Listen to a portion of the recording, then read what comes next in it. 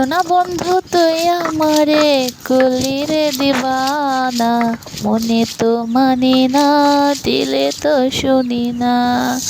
কথা হচ্ছে একটা সম্পর্ক একটা বিশ্বাসের পারে বেঁচে থাকে। যে বিশ্বাসটা ভেঙে যায় সম্পর্কটাও থাকে না। তেমনই আমার জীবন। পৃথিবীর বুকে আমি খারাপ, কিন্তু আল্লাহর চোখে আমি ভালো। সেটা কি জন্য জানো? আমি আমার স্বামীকে বলেছিলাম যে সে হাসতে হাসতে বলেছিল যে তুমি আমার থাকবে না, থাকবে না। আমি বলছি, হ্যাঁ আমি থাকবো না, তা বিশ্বাস করি না।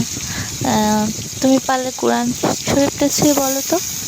আমি হাসতে হাসতে কোরআন শরীফটা ছুঁয়ে বললাম যে আমি থাকবো না তোমার জীবনে, চলে যাব। হাসতে হাসতে বললাম, তখন ভালোই লাগলো।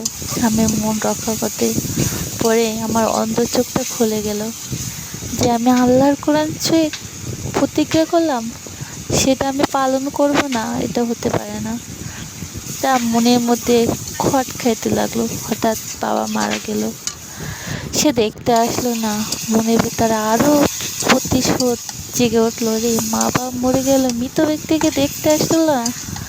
আর কোরআনকে ছুঁয়ে তো প্রতিজ্ঞা করলাম, তাই প্রতিজ্ঞা রক্ষা করতে হবে। অবশেষে না পেরে তাকে ছেড়ে বহু দূরে চলে আসলাম। আর সবাই আমাকে খারাপই জানলো। তবুও আমার আফসোস নেই, আমি তো আল্লাহর চোখে ভালো আছি।